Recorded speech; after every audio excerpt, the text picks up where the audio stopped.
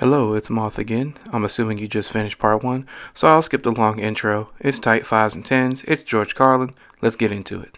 Whatever your art form of choice is, performers agree to give up a part of themselves to be a part of something greater.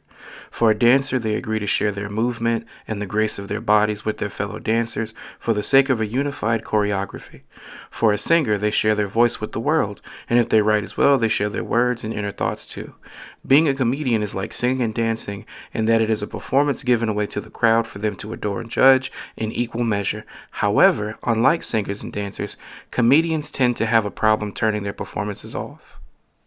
Mariah Carey probably doesn't sing at dinner, and Michael Jackson didn't moonwalk next to his pool. When these people step off stage, they slip back into their normal personas. Comedians have always had an issue with knowing when to shut up once the lights go down, and that's reflective in their new preferred medium of address, podcasts. Related sidebar, do you know why people really hate on Kevin Hart? He might think it's because he's rich, but he'd be an arrogant motherfucker if he ever said that out loud. Many people have the opinion that his comedy sucks, either just his more recent works or his entire career overall, and while I don't think his comedy has the universal appeal that many think it does, I also don't view it as the worst shit ever. It's simpler than jealousy or not being funny. We see him too much. Kevin Hart is in what feels like every movie, every commercial, every social media ad, anything he can get paid to appear in. And while the quality of these endeavors also often suck now, that's just an added bonus for people. People don't like overexposure of any celebrity, whether they are talentless and annoying like the Kardashians, or if they're key parts of riveting and entertaining stories like Pedro Pascal. People tend to just get tired of seeing the same face on repeat.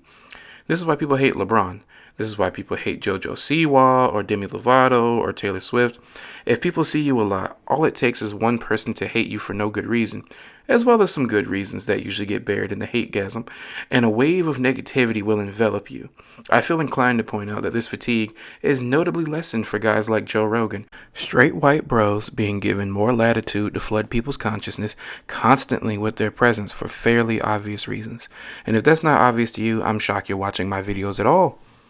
This is just my opinion, but an entertainer should perform often but not ceaselessly. Comedians think that making their podcast political is the issue. No, I'd argue making a podcast in general is probably the worst thing a comedian can do, again with some major caveats. Not only do they run the risk of giving up material, but they also might just expose either how out of touch, stupid, or just straight up weird they are. I'll get into this more with the upcoming Patrice O'Neal video, but his comedy career, while somewhat short-lived, was more than solid, and he still gets a lot of love to this day posthumously.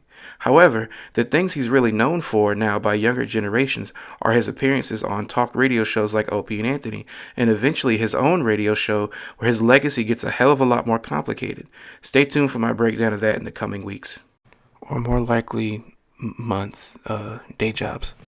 Modern comedians' main issue is not that they hold racist or socially backward views.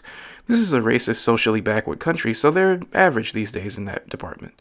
No, the real issue with modern comedians is that they're fucking weird, no two ways about it. They're the worst combination of strange and entitled. So not only do they keep saying stuff that audiences don't think are funny, but they start attacking the crowd when they don't laugh, usually in very prejudiced ways. Basically, these guys think they are copying the likes of Carlin or Sam Kinison, and they really want that level of acclaim, but they're all really stuck in the Laugh Factory circa 2006, doing their best Michael Richards impression every night. The racial and women-hating shit is harmful, but it's just a smokescreen to cover up for how unoriginal and unfunny their material is.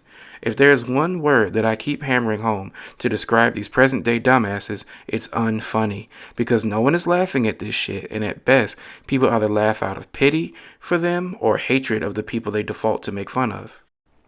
Carlin on stage was a character he played at the end of the day. Sure, some of the things he said came from his own genuine thoughts and views, but a great deal of a Carlin said is not what he actually believes in. The nihilistic era of George makes this point a bit murky, because it's hard to tell what parts of his act or persona were real and what was dramatized for humor, but it's clear in all his interviews that he's generally far more chill and reasonable in his actual life. I'd say that reality is not inherently funny, but you can make it hilarious from certain angles and with certain takes. But in order to do that most effectively, nothing can be sacred, especially you as the performer. You don't have to make self-deprecating puns all the time, but a comedian needs to be aware of the strangeness and absurdity that resides within themselves in order to get the most out of the art form.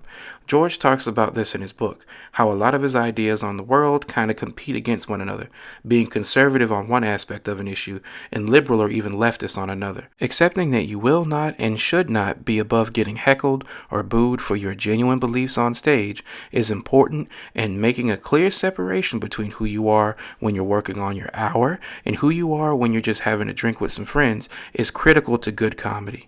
The best comedians take elements, bits and pieces of their personality and put it into their work, but they save some for themselves. Bill Burr is not angry all the time.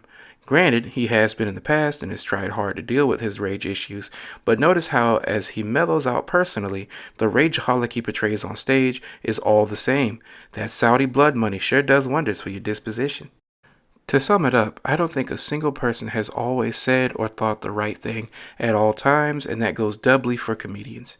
However, if you don't want people to judge you for your opinions, then either shut the fuck up or find a better, more thoughtful way to convey them. Hell, even if you do say something profound and use all the right words to convey your message, some asshole might still view it as wrong.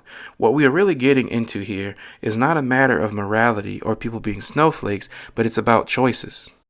I choose to display my personal thoughts on comedy over the internet, but I also choose not to show my face or share my name for many reasons. And due to the nature of this platform, I kinda handicap myself by not giving my image to the masses, but I'm fine with that because it's better for me personally in the long run. Comedians choose to do stand-up, but they also have chosen to try to get their name out there as much as possible, both for money and fame. Even Dave Chappelle keeps overexposing himself just by doing stand-up specials alone, and refusing to chill out on the trans jokes. Follow your own jokes, nigga. Where's Ja, Dave? Where's Ja Rule? Who knows, man? Maybe Carlin hated trans people or hated immigrants or wouldn't approve of his daughter marrying a Korean man. We'll never know because even in his book, he kept that shit to himself. And maybe instead of giving us every sordid detail of their psyche and outing themselves as abusers or sociopaths, they could just be quiet and stop putting mics in their face 24/7. Or maybe hell will freeze over first. And that's all from me today. This has been part 2 of what I'm calling the What's the Matter miniseries on Carlin and the modern comedy landscape. I hope you're enjoying my commentary. Do all the YouTube shit. Much appreciated. Part 3 coming soon. Goodbye.